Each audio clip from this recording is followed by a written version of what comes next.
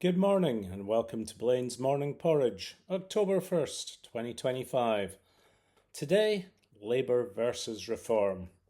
A bloody war beckons and markets should be paying attention. As always, let's start with a quote. Sincerity makes for a good movie, but for very poor government. Yesterday, Sir Keir Starmer for Labour declared war on reform. It's a battle they might not win. Populism trounced the ill-prepared and very conventional Democrats in the USA last year.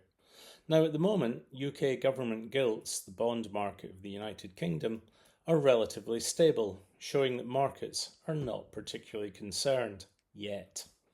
Little is known about reform's policies, except for those on immigration or in Europe. The question is, can Labour regain any kind of initiative? The battle lines are now well and truly drawn.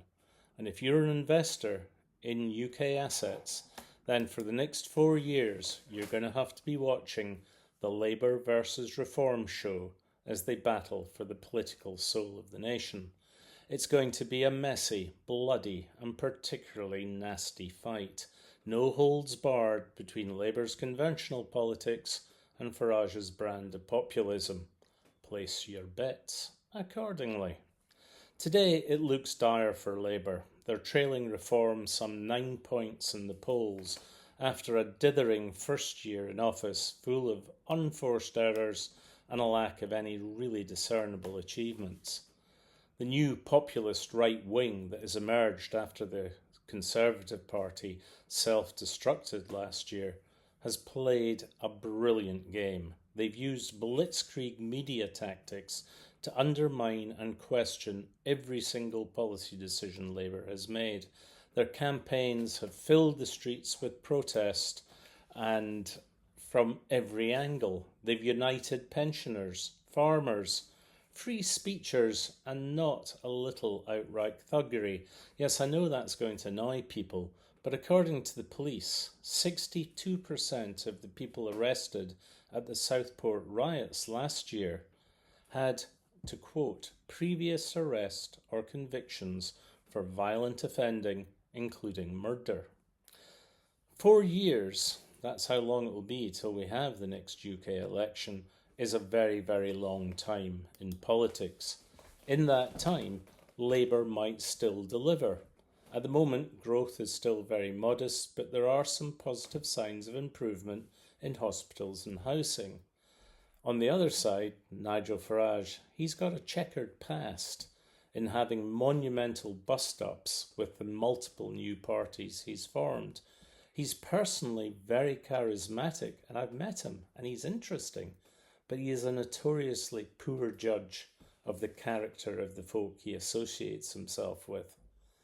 On the other hand, never underestimates Labour's ability to snatch defeat from the jaws of victory.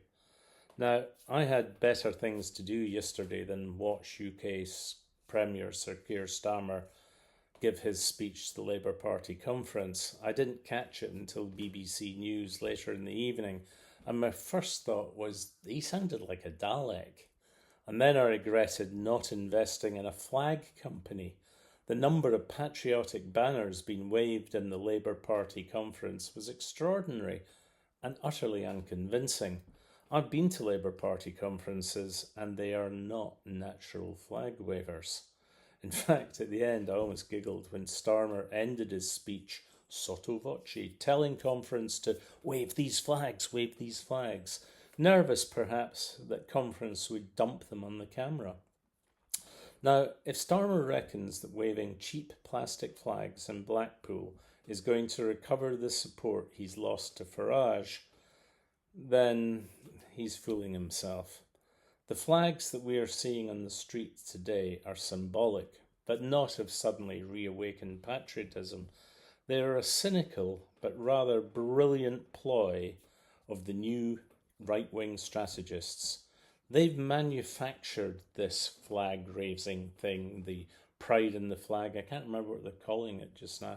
but they've managed to use it to put immigration at the centre of the political debate because they know that immigration is the topic that is touching voters. Immigration has been weaponised into a battle for the nation. And the flag-flying supporters who feel so patriotic, climbing up and down lampposts to hang them, just don't get just how much they're getting manipulated to do that. The right-wing flag campaign is one of the cleverest and smartest propaganda campaigns we've seen in decades. Starmer's sudden interest in victualology, as I'm told the study of flags is called, looked kind of lame and reactive. And before you accuse me of a lack of patriotism, my old car was proudly decked with Scottish number plates and a Scottish Rugby Union sticker on the window. And my yacht has a saltire, St Andrew's Cross, painted in its transom. I'm a very proud Scot. Now, as party speeches go, Starmer did very well, but the facts remain unchanged. He might be a very good lawyer, which he is, but he is still a very unlikely national political leader, which is why he has the worst points disapproval history in about the last 50 years. Apparently 66% of us don't rate him very highly, but then the same number was 61% for Boris Johnson. Now, the key thing is that despite all what I've been talking about, which is basically just politics, the thing that interests me, of course, is markets. And the markets don't really care. They don't mind yet. Now, one of the most frequent charges that is levelled against Labour is that under the new government, UK interest rates and bond yields are much, much higher than they are anywhere else. Yes, well, that's true. Well spotted for noticing. But you have to compare like with like. Now, there's a difference between interest rates and real interest rates. Real interest rates are the actual interest rate minus inflation. And on that basis, real interest rates in the UK are lower than they are in the rest of Europe.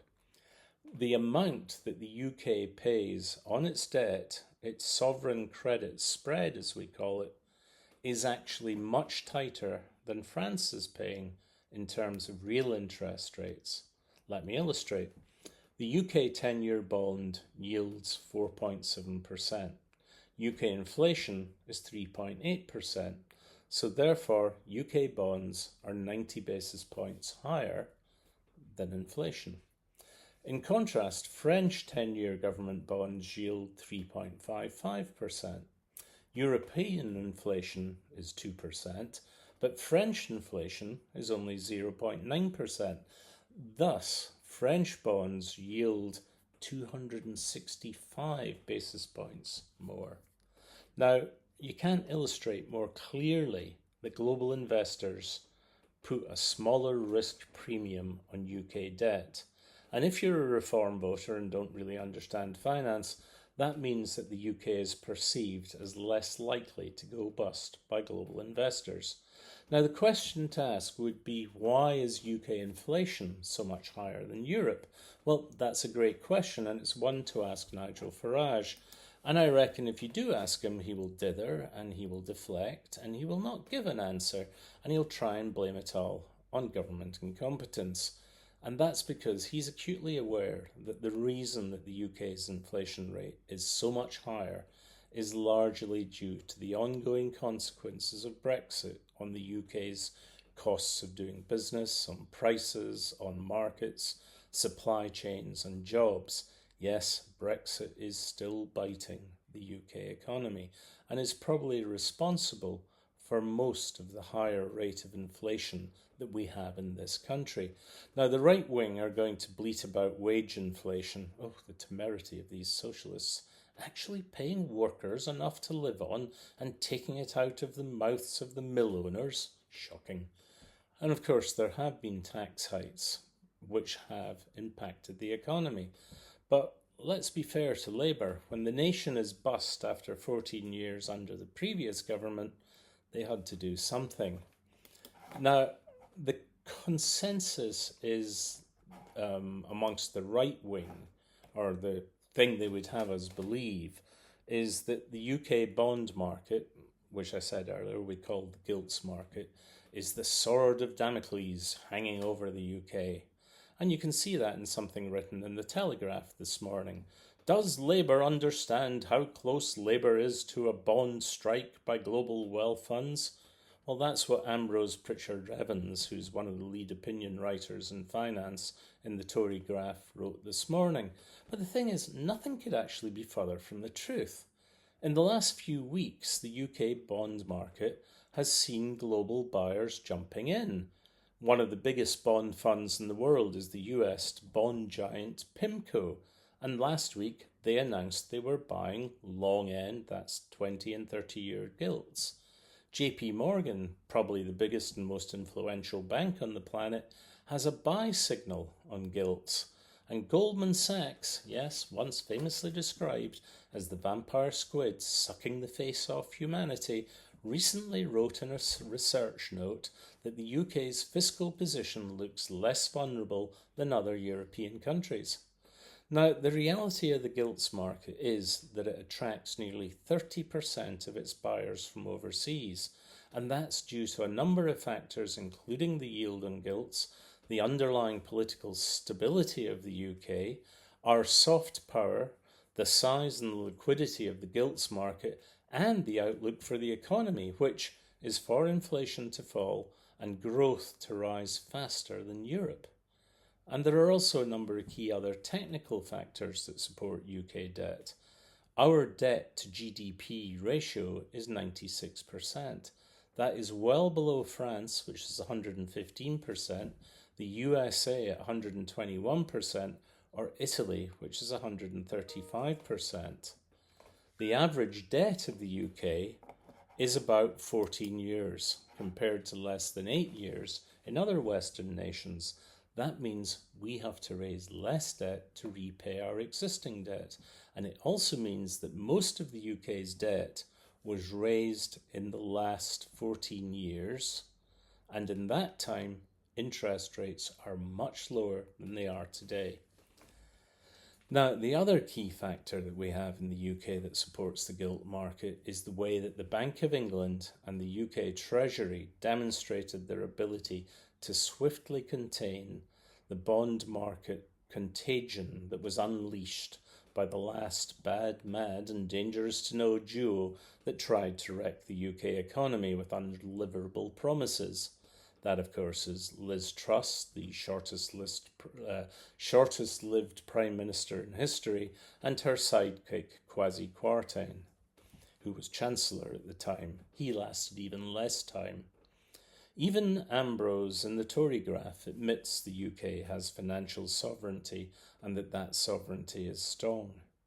As a nation, the UK scores well on what we call the virtuous sovereign trinity of a stable currency, a sustainable bond market, and Rachel Reeves sticking to the rules to demonstrate the government's political competency. Now, UK voters might not have much faith in Labour, as we see in the polls, but the gilt market does. Nearly every single auction since Labour took power has been at least 3 times oversubscribed.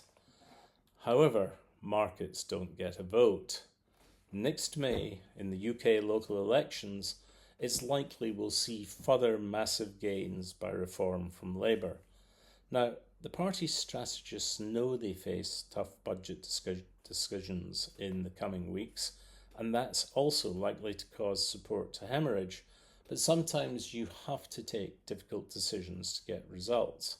No matter what Labour promises, strip away the negative noise and the first 14 months of the new Labour government, and they actually have very little to show the electorate that we should maintain our trust in them. Yes, waiting lists at the NHS are falling, but very slowly. Waiting times for emergency A&E care have been reduced by less than 10% in the last year. It's going to be a couple of years before we see a new NHS online service coming into function. When it comes to housing, which I talked about yesterday, home starts collapsed last year and are only just picking up.